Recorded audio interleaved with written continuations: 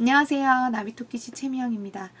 오늘 주말 영상이 업데이트되는 날인데요. 제가 오늘 읽은 책은 저번에 소개해드렸던 즐거운 상상 출판사의 책 중에 하나이고요. 그 중에서 미니멀 라이프 수납법이라는 책을 오늘 소개해드리려고 합니다. 수납법에 관한 책이라 수납법에 대한 팁들이 되게 많이 소개되어 있었고요. 다양한 분들의 사례를 통해서 수납법의 팁을 소개하고 있어서 좀 더 어떤 식으로 수납을 해야 될지 고민하시는 분들한테 도움이 될 책이고요. 미니멀 라이프 뿐만 아니라 수납법에 관심 있으신 분들에게 도움이 될 만한 내용들이 많이 있는 책입니다. 이 책에서는 10분의 사례가 먼저 소개되어 있고요. 이렇게 10분의 사례가 먼저 소개되어 있고요. 사례 뒤에는 그 10분의 팁들 중에서 공간에 따라 어떤 식으로 수납을 해야 되는지에 관한 팁과 사례, 그 뒤에는 정리수납 전문가가 각각의 다른 집들에 가서 이런 식으로 수납을 하면 좋다. 그런 수납을 한 이야기들이 뒤에 조금 더 소개되어 있습니다.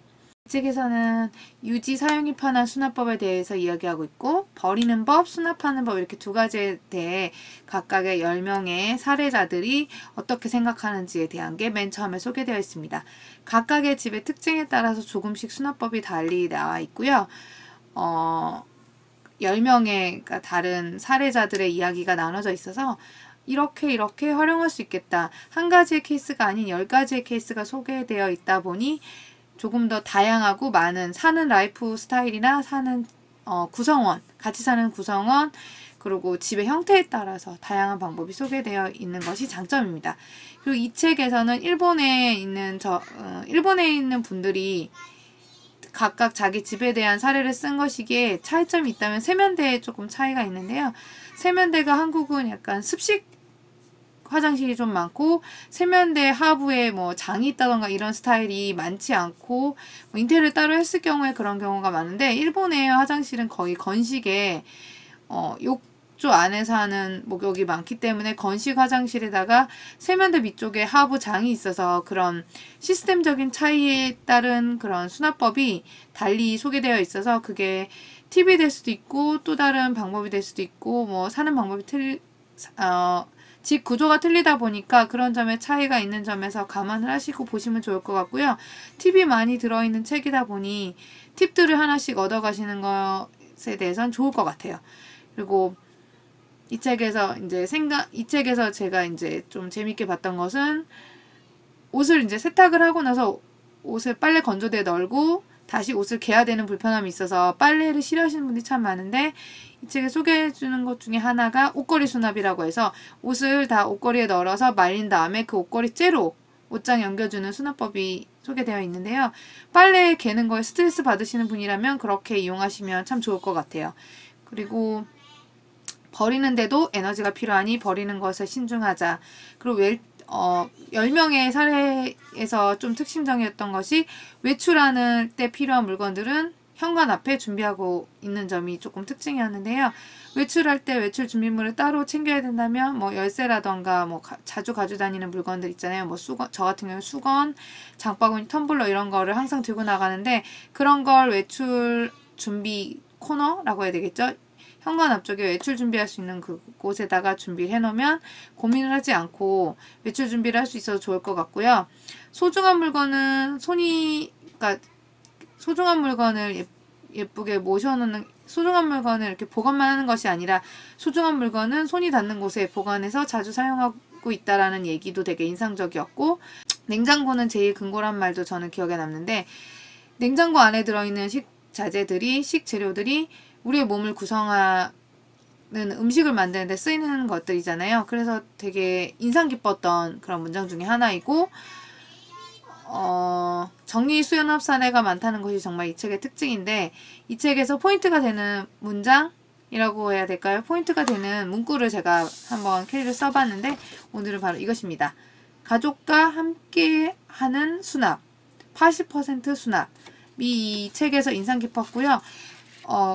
둘이 사는 신혼부부일지라도 가족이고, 일단 가족에 관한 얘기가 많아서 가족들이 함께 할 수 있는 수납법, 아이가 있다면 아이와 함께 할 수 있는 수납, 남편과 산다면 남편과 함께 할 수 있는 수납.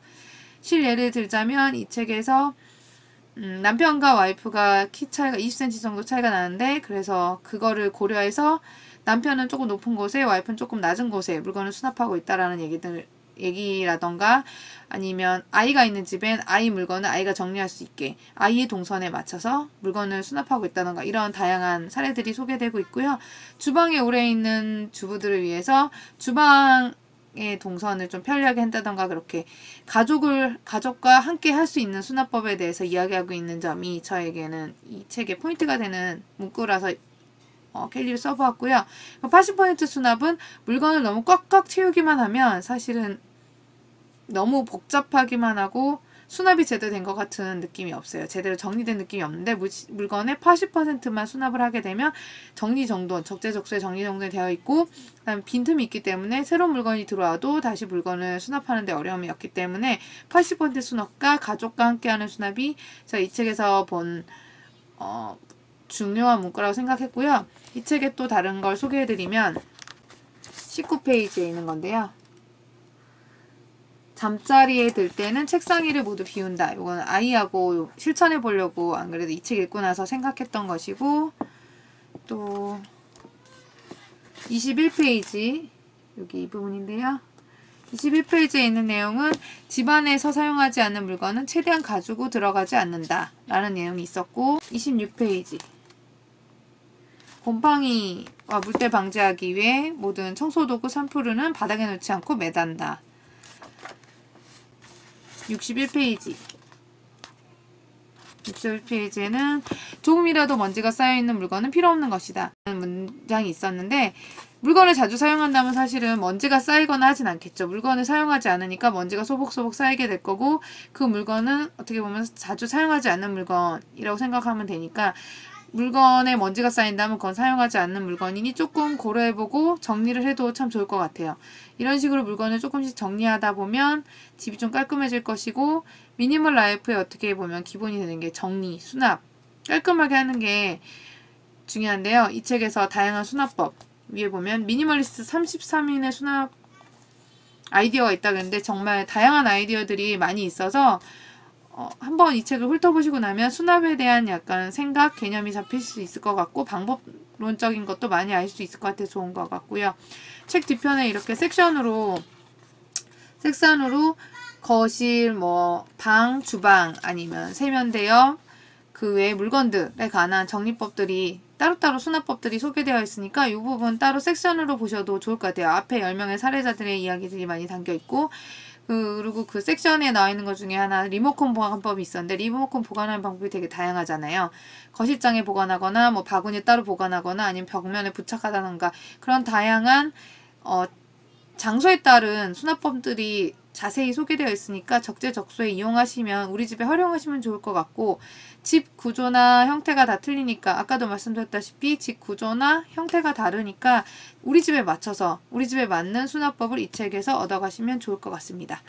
오늘 미니멀 라이프 수납법 즐거운 상상 출판사의 책을 소개해드렸는데요. 다음번에도 또 재미있는 책 미니멀 라이프에 관한 책들을 소개해드리도록 하겠습니다. 구독, 좋아요 부탁드립니다. 감사합니다.